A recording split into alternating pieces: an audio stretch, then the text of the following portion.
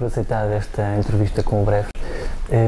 Quando este governo tomou posse, como é que encontrou as secretarias que lhe foram atribuídas? Olhe, com um grande desafio pela frente, que foi executar os fundos comunitários na área da agricultura e na área do mar, que tinham ainda uma execução baixa. O programa tinha arrancado muito tarde, durante o primeiro período tinha estado praticamente parado e foi necessário acelerar muito essa execução dos fundos. Hoje posso lhe dizer que a nível nacional nós temos um programa na área da agricultura com uma execução na casa dos 81%, o que é muitíssimo positivo, significa que neste momento até já estamos a gastar do próximo quadro, conseguimos ter um regulamento de transição em Bruxelas e estamos já a gastar do próximo quadro, embora ainda com as regras do antigo quadro. Isto é a primeira vez que acontece em Portugal, portanto foi preciso acelerar muito até chegarmos a uma situação confortável em que temos de facto excesso de projetos, também fruto do grande dinamismo do setor e, portanto, já os estamos a acomodar dentro do novo quadro. Na área do mar, o grande desafio foi, no fundo, reconstruir ou construir de base todo um edifício institucional e agora legislativo na área do mar, porque nós tínhamos muito desenvolvida já a parte de pescas, também tínhamos desenvolvido alguma coisa relacionada com a extensão da plataforma continental, que é um tema que interessa muito ao país e também aqui à região autónoma dos Açores, mas faltava juntar outras dimensões e ter uma visão conjunta para a área do mar. E foi isso que estivemos a fazer, para além da execução dos fundos comunitários, e construímos de facto uma arquitetura institucional, com uma Direção-Geral de Política do Mar, com uma Direção-Geral mais reguladora, com o Instituto Português do Mar e da Atmosfera, que juntou a meteorologia que estava fora, estava no anterior Ministério da Ciência e, portanto, foi preciso fazer esta junção. Depois dedicámos-nos muito à construção de uma lei de base de ordenamento e gestão do espaço marítimo, onde, aliás, o Governo dos Açores também contribuiu com muitos comentários. Na revisão da Estratégia Nacional do Mar, está neste momento devidamente aprovada. E, no fundo, temos o desafio de, agora nesta fase, conseguirmos fechar o quadro legislativo e, ao mesmo tempo, com a revisão da Estratégia Nacional do Mar e com os próximos fundos comunitários, conseguirmos criar aqui, no fundo, 3 pilares. O pilar institucional já está fechado, agora com a Estratégia Nacional do Mar, um pilar de, no fundo, programas, projetos que nós queremos desenvolver na área do mar. Pela primeira vez é um programa que tem monitorização incorporada, que tem projetos concretos incorporados nos seus anexos. Há um anexo próprio para a região autónoma dos Açores e outro para a Madeira, onde todos esses projetos estão coligidos. Depois a parte legislativa, que é muito importante para nós atrairmos investimento para a área do mar, seja investimento nacional, seja investimento estrangeiro, e depois a parte financeira, que no fundo é o aproveitamento, o bom aproveitamento das oportunidades dos próximos fundos para a área do mar, que têm mais elegibilidades. Em relação à nova PAC e ao novo POSEI também, como é que o Governo na República pretende explorar ao máximo estes fundos que vão aparecer no próximo quadro? Nós tivemos um trabalho muito intenso de reforma da Política Agrícola Comum, portanto, de reforma da PAC. Neste momento temos já preparado o Programa de Desenvolvimento Rural para apresentar a Bruxelas, com várias valências, mas um programa muito virado para o apoio ao investimento, para a continuidade do apoio à instalação dos jovens agricultores, para a modernização, e é importante em tantas áreas, por exemplo, uma área que provavelmente falaremos, a área do leite, uma área que precisa de continuar um processo de modernização, de sofisticação, de diversificação de produtos, mas depois também medidas muito amigas do ambiente, as medidas agroambientais, as medidas de apoio às zonas desfavorecidas, que também são muitíssimo importantes. Portanto, essas dinâmicas vão se manter e continuarão a ser relevantes no nosso Programa de Desenvolvimento Rural. Vai ter também uma parte relacionada com a inovação e, pela primeira vez, uma parte de seguros de colheita, um novo modelo de seguros. Esse foi um dos problemas que nós tivemos para resolver, dívidas enormes às seguradoras, um sistema de seguros que não dava resposta às necessidades dos agricultores, tinha muito pouca adesão, tinha poucas coberturas. Neste momento temos um sistema de seguros que estão a começar a funcionar, de acordo com o novo quadro financeiro plurianual, pago pelos dinheiros comunitários, com uma parte fixa de elegibilidades, depois com flexibilidades consoante as diferentes culturas, e é também um aspecto relevante, um problema que nós tínhamos e que foi resolvido. Já para não falar de um outro problema que tinha a ver com a parcelaria agrícola e com as multas que tínhamos de Bruxelas, pedimos uma moratória para as pagar, ainda estamos a gozar dessa moratória, vamos começar agora a ter de as pagar, mas entretanto fizemos toda uma revisão do parcelário agrícola para pôr a casa em ordem e podemos fazer os pagamentos do primeiro pilar. No primeiro pilar, reforma da PAC, ainda há decisões para tomar, nós temos que as tomar até agosto, temos feito um grande trabalho com as associações, com todo o setor, para auscultar aquilo que são, enfim, as necessidades, os sentimentos predominantes, muitos estudos de impacto sobre as nossas opções. Como é sabido, nós teremos de fazer uma convergência nacional nas ajudas que temos. Isto rigorosamente não se aplica já à região autónoma dos Açores, porque o POSEI é um regime à parte, que tem regras próprias, e o POSEI não foi revisto até agora e é duvidoso que venha efetivamente a ser revisto. Neste momento, a Comissão Europeia fez um inquérito às regiões ultraperiféricas, ninguém se mostrou interessado em fazer a revisão, o Estado português tomou a decisão em Bruxelas de sinalizar que não estávamos interessados numa revisão e o processo está um bocadinho congelado, com a Comissão Europeia agora a fazer um estudo de impacto para se perceber se faz sentido ou não caminhar para uma revisão do POSEI. Em todo o caso, a nível nacional, nós teremos decisões relevantes, quer no que respeita às ajudas ligadas, quer no que respeita ao valor das ajudas, e será tomado até agosto esse tipo de decisões. O problema do leite que levantou há pouco, disse que devíamos falar, a questão do fim das cotas leiteiras no dia 1 de abril de 2015, como é que Portugal tentará compensar esse fim das cotas? Esse foi um grande tema que me ocupou bastante, falei muitas vezes dele em Bruxelas, bati-me até ao fim para que não acontecesse aquilo que se afigurava como o cenário mais provável, que era uma grande maioria continuar a apoiar o fim das cotas leiteiras. Em todo o caso, a pressão de Portugal, que trouxe consigo outros Estados-membros, serviu para que a Comissão não pudesse pôr o tema de lado e tratá-lo como resolvido. Neste momento houve uma conferência de alto nível em que ficou decidida a constituição de um observatório de mercados para o leite, está a ser constituído neste momento. A Comissão pede aos Estados-membros para que sinalizem eventuais medidas que sejam necessárias para acautelar o bom funcionamento do mercado. Portugal já sinalizou o que, na nossa perspectiva, poderiam ser boas medidas. Aliás, creio que fomos dos poucos Estados-membros, talvez o único que, em concreto, disse alguma coisa muito específica.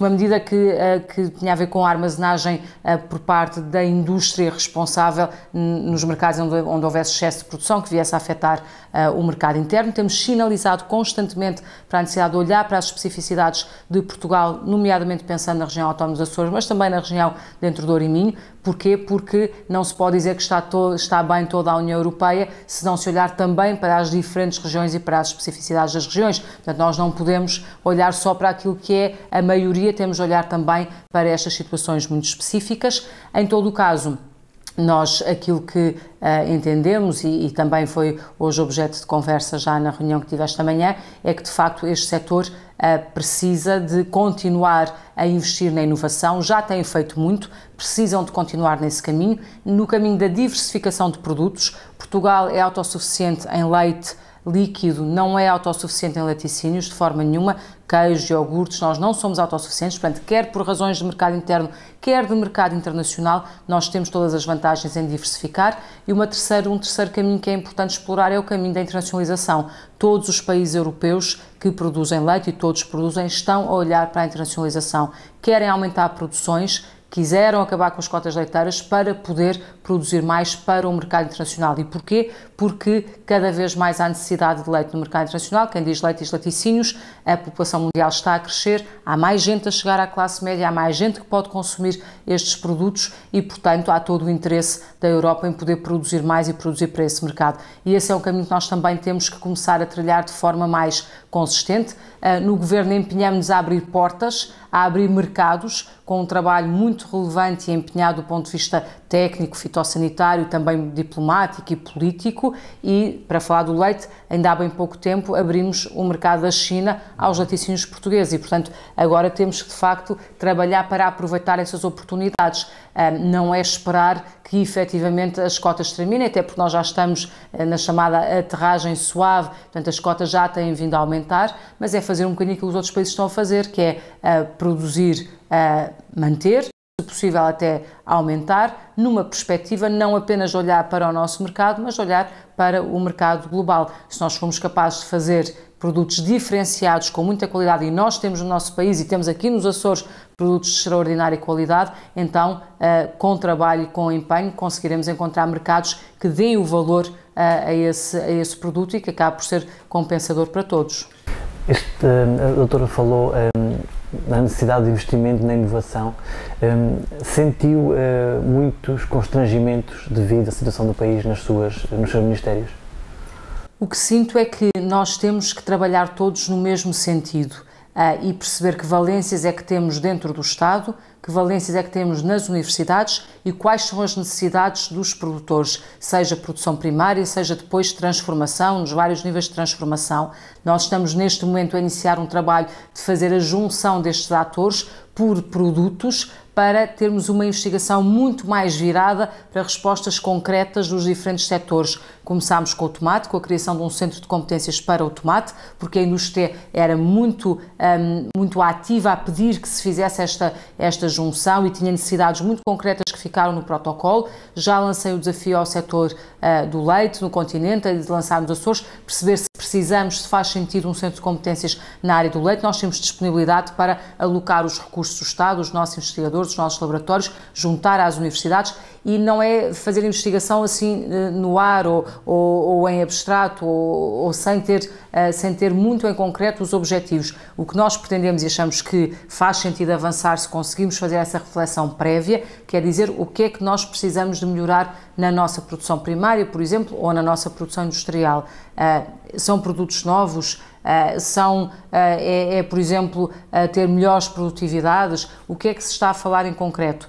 Isso nós fizemos, por exemplo, para o tomate, foi possível encontrar 5 metas muito concretas. Se houver essa necessidade e se conseguimos fazer isso para outros setores, já estamos a pensar para a fruticultura, estamos a pensar para as plantas em estufa, por exemplo, se pensarmos também para o leite, eu acho que isso é positivo e é juntar os esforços, porque nós temos competências nas várias áreas, precisamos juntar esforços e tornar a investigação muito mais útil para aqueles que precisam dela para progredirem na sua área de atividade.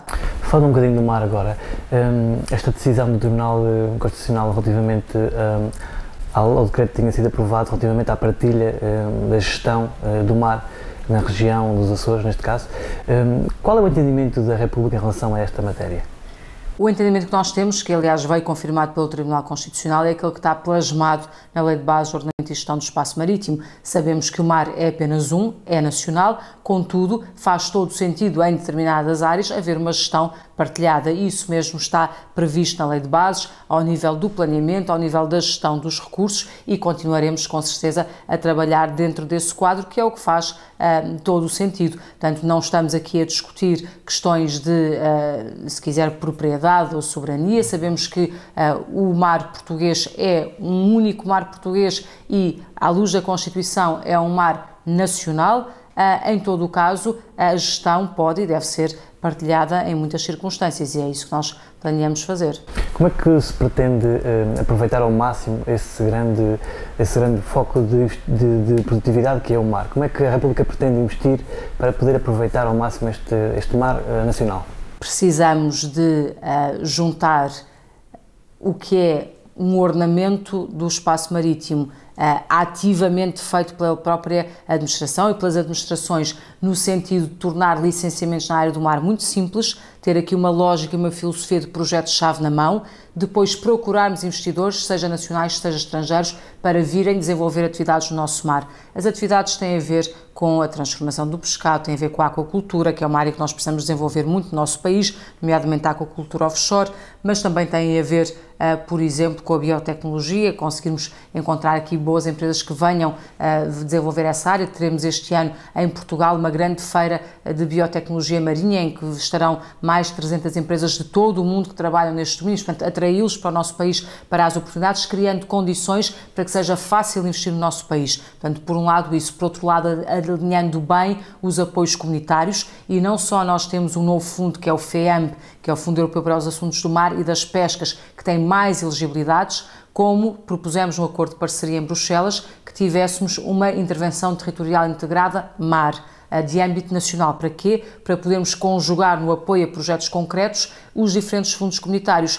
o Fundo do Mar, mas também o Fundo do Desenvolvimento Regional, o Fundo de Coesão, o Fundo Social Europeu, portanto, no fundo, elegibilidades que venham das diferentes fontes, mas que possam, em concreto, conjugar-se naqueles projetos. Eu creio que essa abordagem é muito positiva, no fundo, é um braço financeiro para executar a nossa Estratégia Nacional do Mar.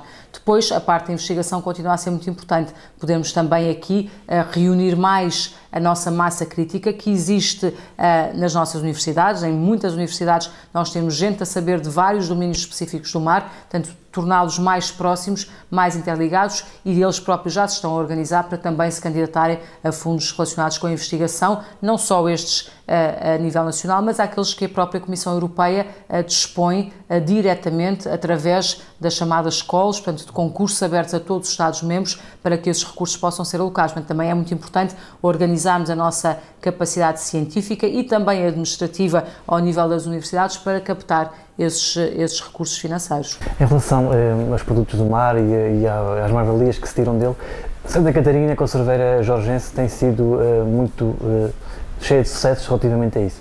Como é que vê estes produtos elaborados aqui na região ganharem prémios consecutivamente a nível nacional, sendo considerados os melhores dos melhores? Como é que vê este sucessivo sucesso? Olha, como um grande orgulho, é a prova de que nós sabemos fazer bons produtos de elevadíssima qualidade.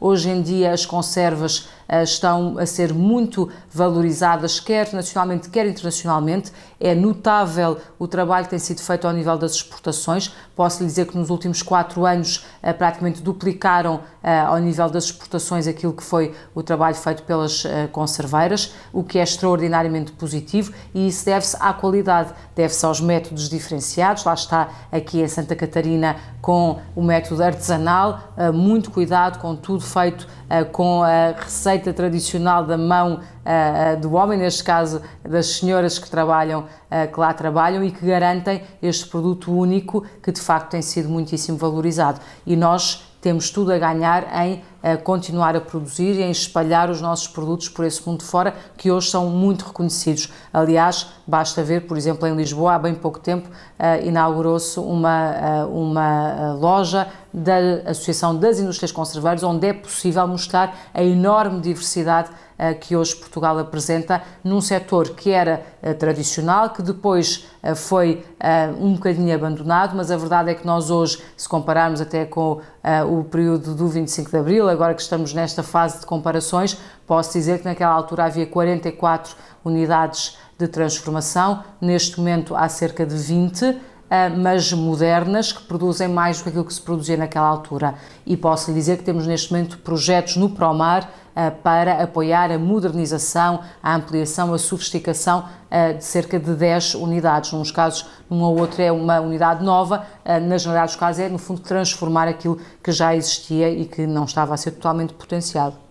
Em relação ao queijo de São Jorge, sabemos que é uma grande apreciadora. Que ideia é que tem deste produto natural, produzido aqui nos Açores, em São Jorge? Sente que ele é valorizado o suficiente fora da região? Olha, é um produto único que no continente é muitíssimo valorizado. As pessoas conhecem muito bem o queijo de São Jorge, o queijo dos Açores, ligam-no bem aos Açores e a São Jorge em particular. É daqueles produtos que eu penso que têm toda a possibilidade de se imporem no mercado internacional pelas suas características únicas, específicas e de facto de elevadíssima qualidade.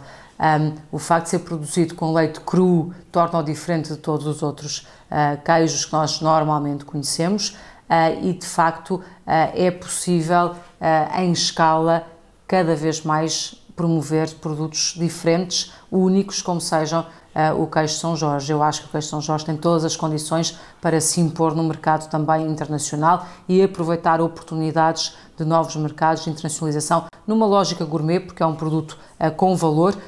Nós vimos nos supermercados em Lisboa, é caro comprar queijo da ilha, mas ele é muito vendido e é muito apreciado.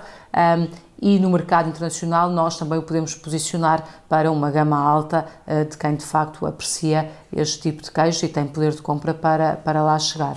Pensa que transformar em produto gourmet seria a solução para os problemas que a produção do leite atravessa na ilha?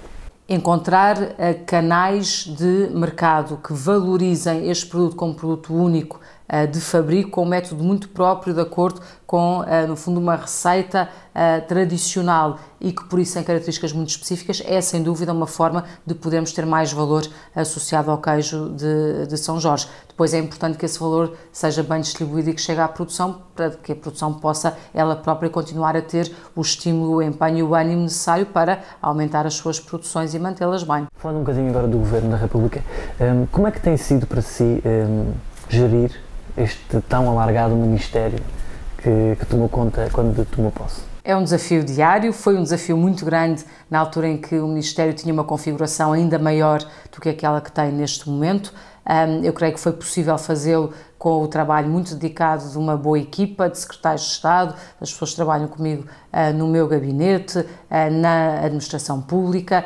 Foi possível fazer um trabalho de facto muito intenso, quer ao nível das políticas públicas em concreto, quer ao nível da própria reforma do Estado, porque muito foi feito nesse domínio nas várias áreas. E o que lhe posso dizer é que é extraordinariamente estimulante hoje podermos ver muitos resultados já desse trabalho que foi o trabalho feito no Ministério e que continua a ser feito, porque terminam-se uns desafios, abrem-se outros e todos os dias há trabalho novo para ser desenvolvido. Sente reconhecimento do trabalho que tem sido feito? Eu penso que... Pelas pessoas, pelos agricultores, pelos pescadores? Eu penso que o trabalho é muito reconhecido pelos agricultores porque sentem que, por exemplo, o dinheiro que tardava em chegar dos reembolsos dos investimentos ou das ajudas diretas. No ano em que nós chegámos, por exemplo, estávamos impedidos de pagar 100% das ajudas em dezembro, só pudemos pagar 80%, precisamente por causa do problema do parcelário agrícola. Tivemos que guardar 20% que só pagámos no ano a seguir. Foi o único ano em que isso aconteceu. Nos anos seguintes pagámos sempre antecipadamente. Pagámos metade em outubro, metade em dezembro, e isso de facto tem sido reconhecido pelas pessoas. Esse esforço de pôr todo o dinheiro que temos à nossa disposição, fazendo os controlos previamente para que chegue ao bolso dos agricultores, é reconhecido, como é reconhecido o esforço na agilização do Programa de Desenvolvimento Rural, do PRODER, para que também esse dinheiro chegue rapidamente às pessoas e que os projetos sejam aprovados. Eu penso que há, de facto, esse reconhecimento no setor. Agora, a ambição não termina, no sentido em que nós temos sempre mais para fazer e melhor para fazer, e neste momento estamos empenhados em ter um ótimo programa de desenvolvimento rural e em tornar boas as opções do primeiro pilar para que uma reforma da PAC, que a dada altura e nas perspectivas iniciais foi muito temida pelos agricultores portugueses, agora possa de facto ter bons resultados no sentido que nós queremos, que é continuar a produzir, aumentar a nossa produção, diversificar, acrescentar valor através da agroindústria, acrescentar valor com a procura de novos mercados que possam trazer mais valorização para os nossos produtos e, portanto, no fundo, continuar esta dinâmica de estímulo na agricultura. E eu penso que essa dinâmica existe, o setor está vivo, tem muito trabalho e eu sou muito reconhecida ao trabalho que o setor agrícola tem desenvolvido e que também o setor agroindustrial está neste momento a desenvolver, porque a melhor maneira de nós também puxarmos pela agricultura é, dentro do nosso próprio país, acrescentarmos valor a essa produção primária.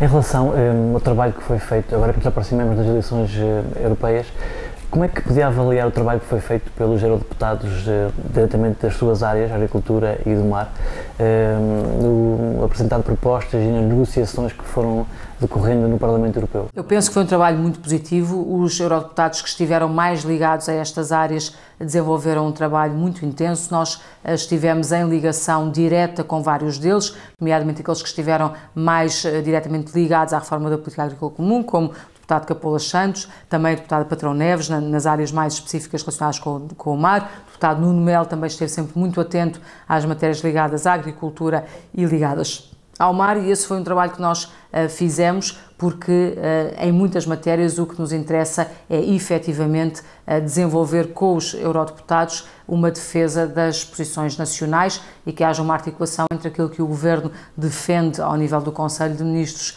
da União Europeia e aquilo que os eurodeputados defendem. Eu acho que essa articulação de facto aconteceu e foi muito positiva, e eu também estou grata por esse trabalho que foi desenvolvido pelos eurodeputados portugueses. E como é que tem sido o relacionamento com o Governo Regional dos Açores dentro das suas áreas? Tem sido muito positivo. Em matéria de agricultura, nós estivemos unidos e sempre a trabalhar em conjunto em defesa da manutenção das cotas leiteiras.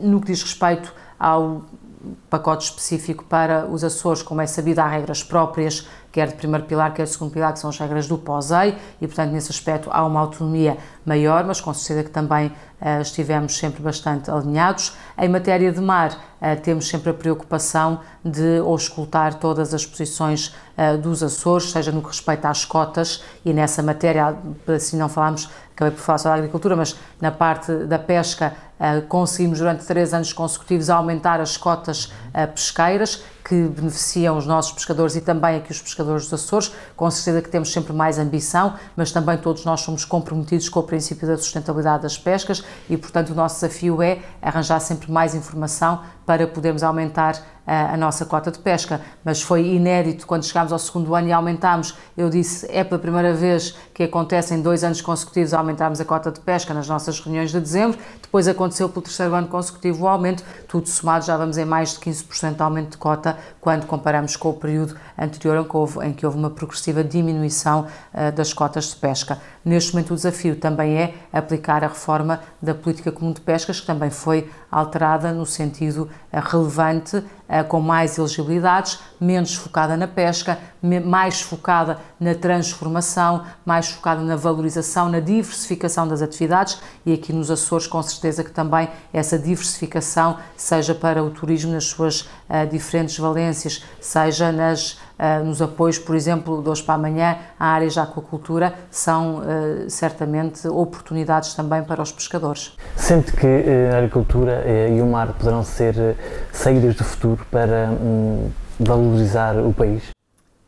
Estou absolutamente segura em relação a essa matéria, não tenho grandes dúvidas que quer na agricultura nós temos grandes oportunidades de médio e longo prazo, e isto por razões de mercado interno em que continuamos a ser deficitários, mas também por razões internacionais. O mundo enquanto um todo precisa de mais alimentos, está a aumentar na sua população, precisa de mais produção e produção de forma sustentável. São grandes desafios que são lançados ao mundo da agricultura e do setor alimentar em geral e, portanto, não é algo que se resolva agora, é algo para o futuro. Quem apostar no setor alimentar está a apostar num setor de futuro. É um dos grandes temas, eu diria um dos 3 grandes temas que ocupam neste momento a cena internacional. O setor do mar, quer na parte alimentar, também partilha deste desafio.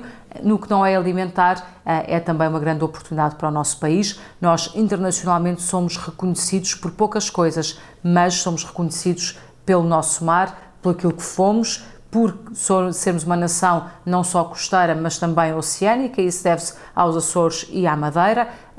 Temos 3 zonas económicas exclusivas muito relevantes, temos o projeto de extensão da plataforma continental, a proposta apresentada e, sobretudo, temos o desafio de diversificar as nossas atividades ligadas ao mar, de aumentar o peso da economia do mar, da economia azul no nosso PIB, e eu penso que isso é um extraordinário desafio. Há muitas áreas onde nós temos um conhecimento ainda escasso, são áreas que é necessário trabalhar muito, seja nas energias, seja na parte toda relacionada com a geologia, o que está no fundo do mar, o que está no subsolo marinho. Tudo isso são desafios para muitas gerações que nos vão seguir. Agora, com o mar que temos, com o que já podemos fazer hoje, com o que podemos investigar para potenciar amanhã, eu também não tenho dúvidas nenhumas em dizer que está uma boa parte da nossa riqueza e do nosso futuro está no mar. Estamos no 3º ano da legislatura. Encara a possibilidade de continuar como governante caso o CDS faça parte do novo governo? Isso é uma matéria, com franqueza, na qual eu nem sequer penso. O meu desafio é terminar bem esta legislatura, cumprir os desafios a que nos propusemos. Posso dizer com satisfação que o programa do Governo nesta área está praticamente concluído e bem concluído. Nós lançámos até outras coisas que não estavam no programa do Governo e, portanto, a minha ambição é poder terminar com o sentimento de missão cumprida nestas áreas. E como mulher, como é que se vê dentro destas áreas que não são tão femininas, por assim dizer, como é que se vê como Ministra da Agricultura e do Mar, por exemplo? Olha, muito bem, com um sentido de gratidão em relação a estes setores, porque me acolheram muitíssimo bem. São setores que não estavam habituados a ter uma mulher porque não tinha havido outra antes de mim. Espero que no futuro possam aparecer mais mulheres nestas áreas, mas que me acolheram extraordinariamente bem. e por isso com satisfação, com o sentido de pertença também já um bocadinho a este setor que me acolheu bem, quase que me adotou, que me ensinou aquilo que eu não sabia e que neste momento eu acho que estou muito bem, gosto do que faço, acho que é um desafio constante, permite-me ir ao terreno constantemente, que é uma coisa que eu gosto muito de fazer. E nessa perspectiva só posso dizer bem destas pastas, são um grande desafio, muito estimulante e muito recompensador. Nós temos, do ponto de vista económico, todas as condições para sermos bem-sucedidos. É importante acreditarmos nisso, é importante que quem já está dê o exemplo para que outros venham. Isso nós vemos na agricultura com os jovens agricultores, espero que possamos ver agora com os próximos fundos também com os jovens pescadores de uma forma mais expressiva.